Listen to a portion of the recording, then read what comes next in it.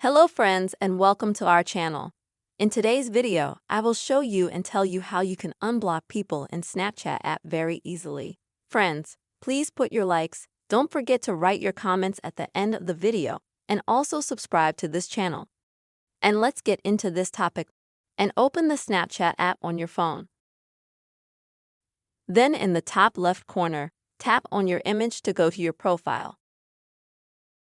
Next, in the top right corner, tap on the gear to go to Snapchat settings. And this is where you'll need to scroll down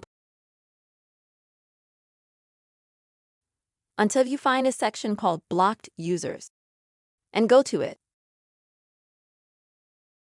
And here you will see a list of all the people that you have previously blocked in the Snapchat app.